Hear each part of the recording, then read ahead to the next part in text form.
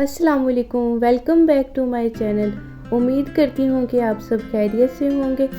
तो चलते हैं आज की रेसिपी की तरफ। आज मैं आपके लिए बहुत ही आसान केक की रेसिपी लेकर आई हूँ जो सिर्फ़ और सिर्फ 3 चीज़ों से मिलकर बनने वाला है और बहुत ही स्पॉन्जी और सॉफ्ट केक बन के रेडी होगा। इसके लिए वीडियो को एंड तक लाजमी देखिएगा ताकि आपको हर एक स्टेप की अच्छे से समझ आ जाए। ओके, तो शुरू करते हैं आज की रेसिपी। इसके लिए मैंने यहाँ पर 2 ओरियो के डिब्बे लिए हैं जिसके अंदर 12 पैकेट्स हैं और हर पैकेट में 2 बिस्किट्स होंगे।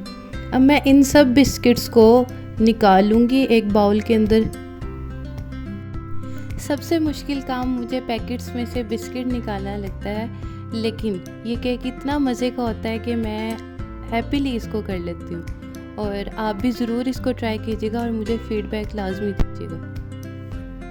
और जो लोग मेरे चैनल पर न्यू हैं उनसे रिक्वेस्ट है कि मेरे चैनल को सब्सक्राइब ज़रूर करें और बेल आइकन के बटन को प्रेस कर दें ताकि मेरी हर आने वाली न्यू वीडियो का नोटिफिकेशन आपको सबसे पहले मिल सके।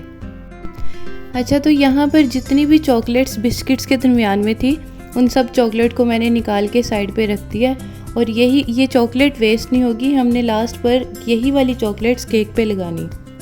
अब जो बिस्किट्स थे मैंने उनको ग्राइंड कर लिया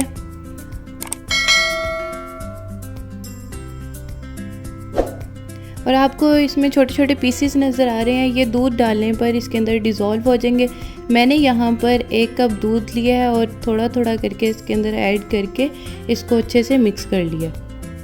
ये बिस्किट्स इतने सॉफ्ट होते हैं, अगर आप इसको ग्राइंड नहीं करना चाहते तो जिपलॉक बैग में इसको डालकर इसको बारीक पीस लें।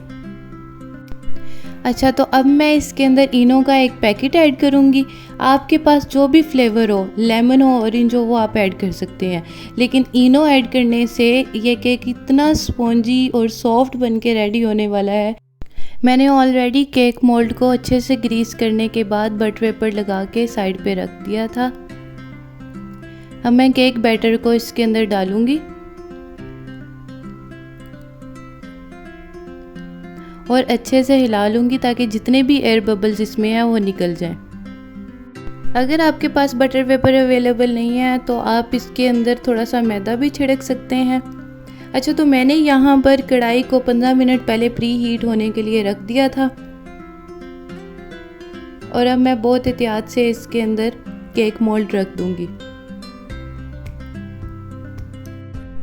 और 30 से 35 मिनट के लिए मैं इसको बेक होने के लिए रख दूँगी।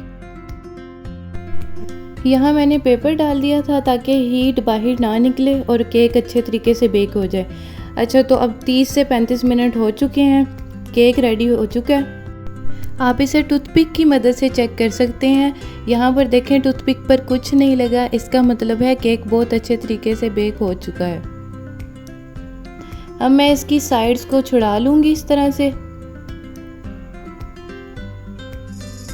और केक को एक डिश में निकाल लूँगी।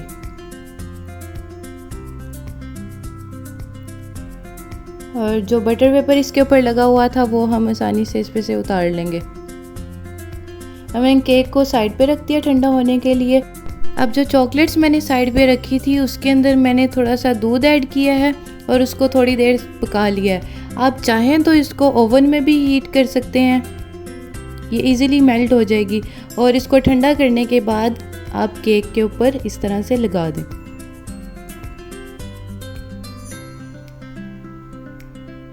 लेकिन इस बात का ख्याल रखिएगा कि आपने केक अच्छे तरीके से ठंडा कर लिया है और चॉकलेट सीरम जो आपने रेडी किया है वो भी ठंडा हो चुका है। उसके बाद आप इसके ऊपर लगाएं ताकि आपकी चॉकलेट भी मेल्ट ना हो।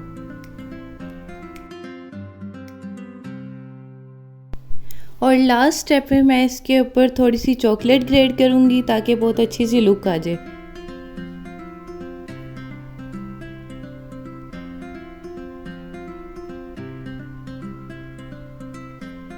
और मैं फिर इसको डिश आउट कर दूंगी।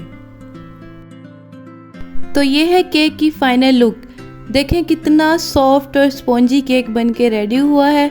अगर आपको ये रेसिपी पसंद आई है तो मेरे चैनल को सब्सक्राइब करना मत भूलिएगा और बेल आइकन के बटन को प्रेस कर दें ताकि मेरी हर आने वाली न्यू वीडियो का नोटिफिकेशन सबसे पहले आपको मिल सके।